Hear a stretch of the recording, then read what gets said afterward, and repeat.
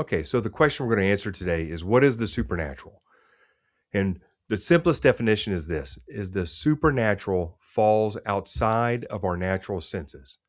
And when we say natural senses, we're talking about our ears to hear, eyes to see, nose to smell, tongue to taste, skin to feel. Those five natural senses is how we collect information from the physical world around us. And of course, that information then gets processed in our brain, and then we use that information to make decisions every day, all the time. We're constantly making decisions using our five natural senses. So when we say supernatural, it falls outside of that. We're unable to measure the supernatural in the same way that we can measure, with our eyes. As far as color, you can't feel the supernatural, you can't hear it, you can't smell it, you can't taste it. Now, there's some people record, hearing from God or seeing a miracle, and, and they could absolutely be right, but you can't measure that, and that's the problem. Is we have measurement systems for physical things. We can determine the length and width of something. We can determine how much something weighs. We can establish color patterns that we all agree on. We can determine the saltiness of something, or how sweet something is, the pitch, how much volume there is, or not. We can measure all these things, even wind speed. You can feel wind speed with your skin. We can develop measurements for the physical, but we cannot develop measurements for the supernatural, the non-physical things of this world. And so it's hard for some people to rationalize that there is a supernatural. But the issue is this: is that for every recorded civilization known to man, uh,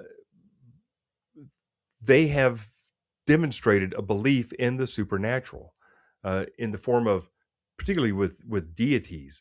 Uh, every recorded civilization has some form of worship of something that is supernatural, and we see it even today. Children uh, clearly demonstrate a willingness to believe in Santa Claus, or the Easter Bunny, or the Tooth Fairy, something like that. They just naturally uh, understand that there is something outside of their physical senses. And then as we get older, we get wiser, and we understand that these things don't exist. But yet, pop culture demonstrates that even adults have some belief in the things that are outside of our physical senses. How many Walking Dead zombie type movies are there, or vampires, or werewolves, or superheroes, uh, magic, time travel? All these things demonstrate adults understanding that there's something outside of their physical senses. If we take it another step further, uh, when we look at morality across civilizations, any civilization that has existed for two or more generations demonstrates the same moral codes.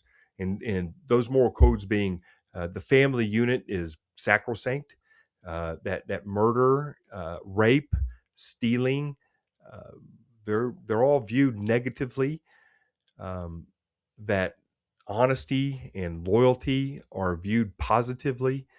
And you can see this over and over again, regardless of the religious beliefs of that society.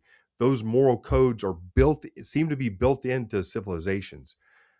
So it's another supernatural occurrence that cannot be measured. So this idea of beings that exist outside of the physical senses, and this moral code that spans across all people, how do we measure those? How do we explain those?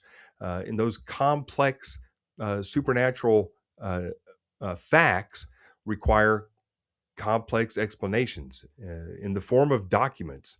And so, for Christianity, we have the Bible, and the Bible uh, tells us what the supernatural is. The Bible tells us that God is spirit, and so Uh, One of the reasons why it's so difficult for people to believe in God is that they can't physically see him or smell him, touch him, hear him, taste him in a way that is a reliable and valid measurement. And so they have to believe in something that they can't physically measure, and that gets difficult for people. Um, and this is why we use the term believing in God requires a leap of faith. Um, so that explains the supernatural. My name is Ray Dillman. If you like this video, hit the like button, subscribe, comment. I will reply to comments. If you want to support the Disciple Warriors ministry, buy the Disciple Warriors handbook. You can order it online through most major retailers. Uh, and I'll leave you with this. May God bless your journey into becoming the person that He created you to be.